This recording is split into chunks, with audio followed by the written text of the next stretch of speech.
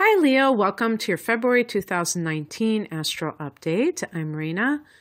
So, Leo, when the sun is in Aquarius, this is your opposite sign. So the opposite house is the seventh house of committed partnership, and you are ruled by the sun. So the affairs that make up the seventh house, which is your relationship to another person. Usually we talk about committed romantic relationships, but of course that's not the only one-on-one relationship. We could be talking about clients as well. And this is front and center as we go into February with the sun there. A lot of emphasis is being placed there. And you may be trying to negotiate something. The seventh house can also be a lawsuit, some kind of a legal matter. And Mercury is also in this house. So there could be negotiations going on. There could be contracts being signed. It's funny because I always think of marriage, but this could also be divorce. And therefore, people are splitting up their possessions, their whatever money they have in the bank, all that good stuff.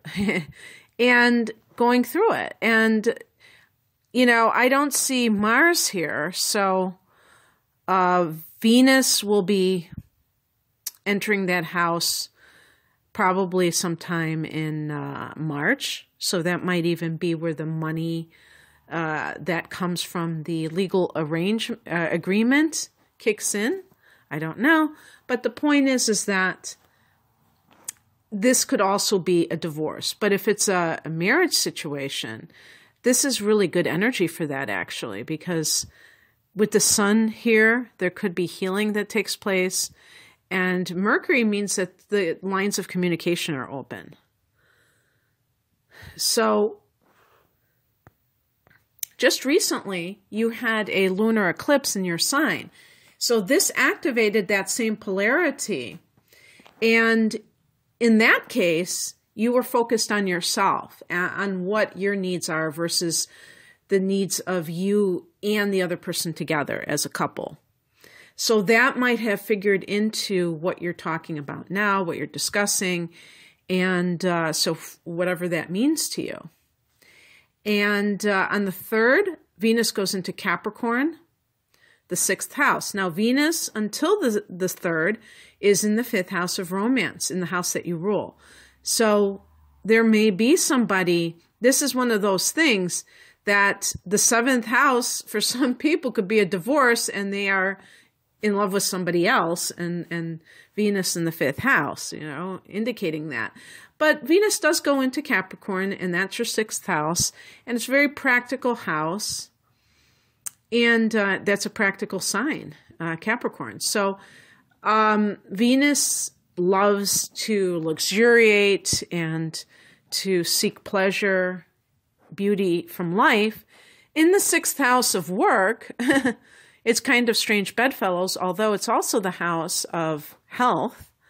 So you may be investing in an item that can help to enhance your health. But also Venus can mean that you're spending money. Venus can bring money to a particular house. And in the 6th house, you may be investing in your well-being. And you're not afraid to spend money to do so. So maybe it could even be something like a spa or a spa day, or maybe even some kind of a short little jaunt where you go to some, Caribbean island or something and stay there for several days and get pampered and do yoga or something like that. This can also be a situation where you get a raise because the 6th house can be the work that you're doing, and Venus can mean money. You're having a harmonious time with coworkers. So you're getting along, you're having good times. For some people, you could meet a love interest on the job or through the work that you do.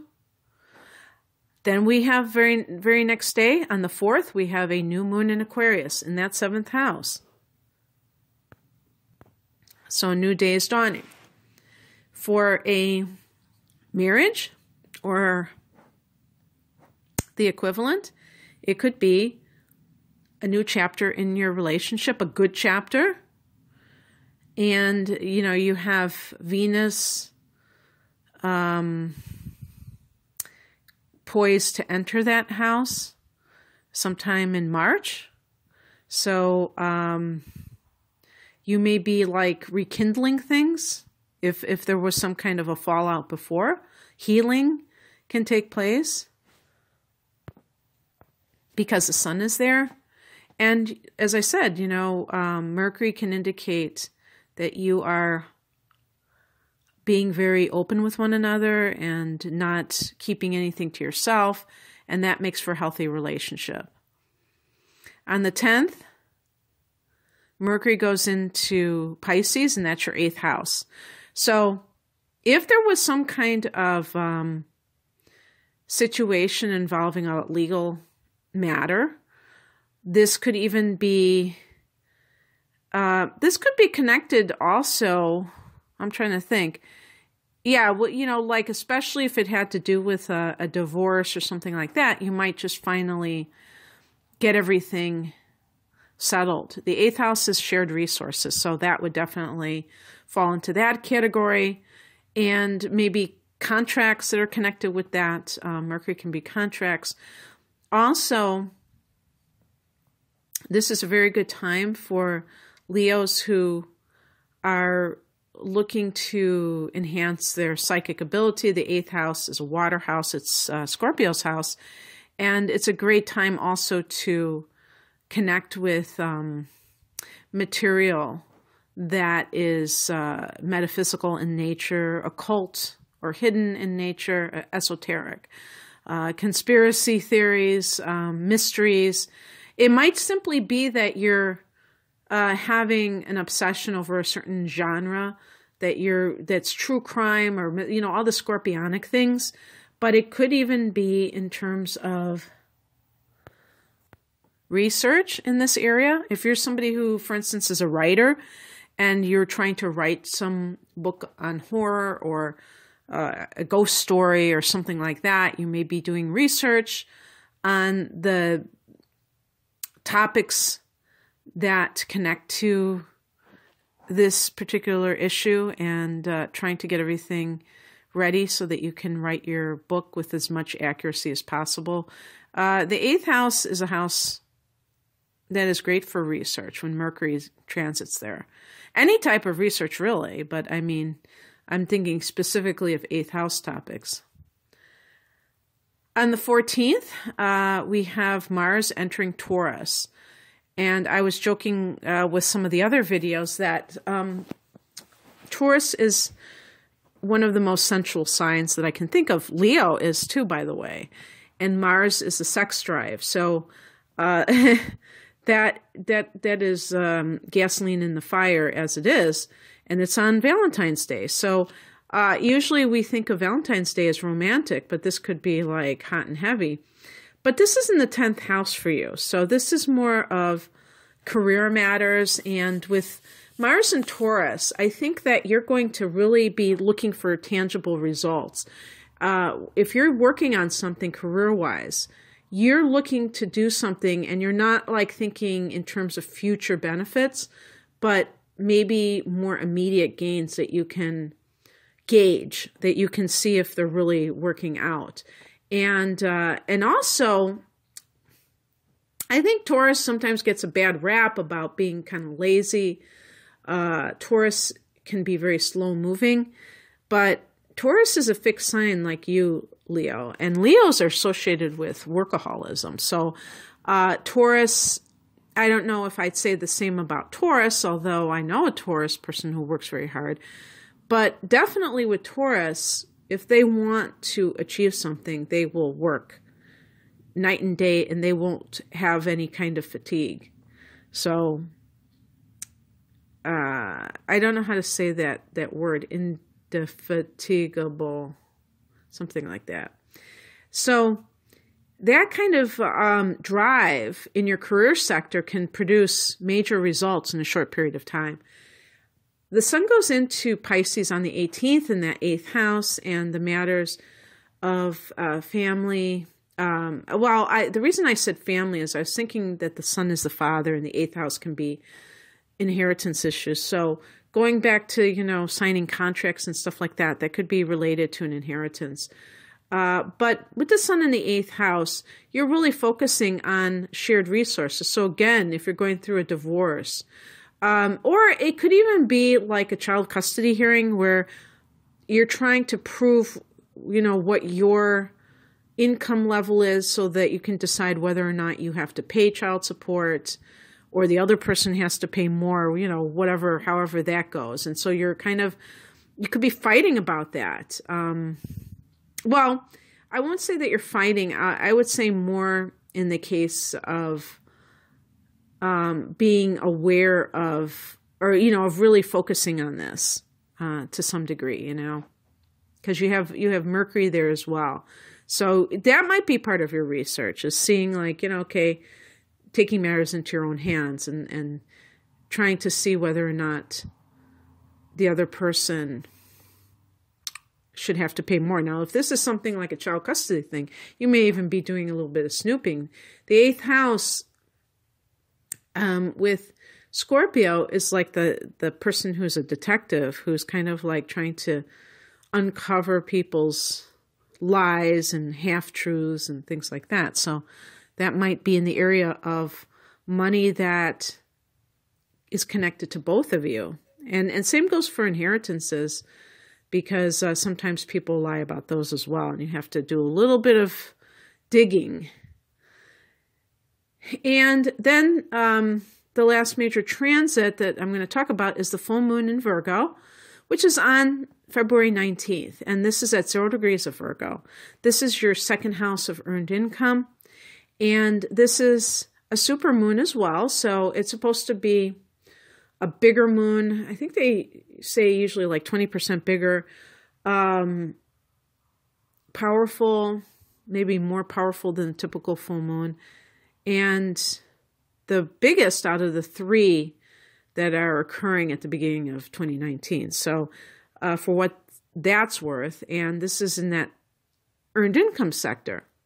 So what I'm thinking is that if Mars is in your 10th house, you may be having a specific crunch time situation that you have to work overtime for a little bit, and then you reap the rewards, around the 19th or, towards the end of the month, where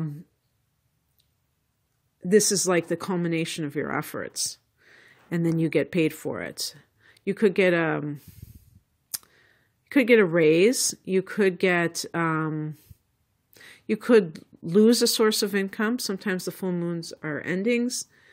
And, but I think if Mars is in the 10th house, unless, one thing about Mars in the 10th house that you got to watch out for is that you don't have conflicts with your, boss or anything, because that could happen.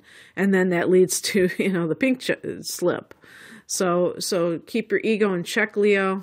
Oh, I love to tweak Leos about ego, because you know what? Sometimes one of the things that I notice is that people take it too far. And if somebody is happy, proud of their achievements, or they just want to share, so that's kind of like a happiness. Oh, I did this, and I got a promotion, I did this. And then other people act like, oh, that person is so full of themselves. You know what? I say, be full of yourself. This is coming from a fellow fire sign, a Sagittarian. We do tend to get pegged as arrogant, narcissistic, what have you, simply because we know who we are and we are positive. I think most of us are more positive than negative, and we are positive towards ourselves. And if we're happy about something, we're going to share it. And there's nothing wrong with that. Obviously, when people are not self-aware, they tend to go on and on about themselves, and that is very embarrassingly self-absorbed, and that's not cool. But that doesn't mean that every Leo person is like that. So I was just kind of having fun with you. But yeah, no, but seriously, don't let your ego get the best of you, because you might think that you know better than, the person who is above you in the pecking order. And maybe you do know better than they do. But if you do, go and start your own business. But you can't, you can't challenge other people's authority, because that's just not how it works. And you'll get the axe, and I don't want you to. So just chill, and you'll be okay. And you might even get a raise out of it, or a bonus or something. That could be what it is too. Okay, Leo, that's what I have for you. If you'd like a private reading, I have links below. Have a great February. Bye.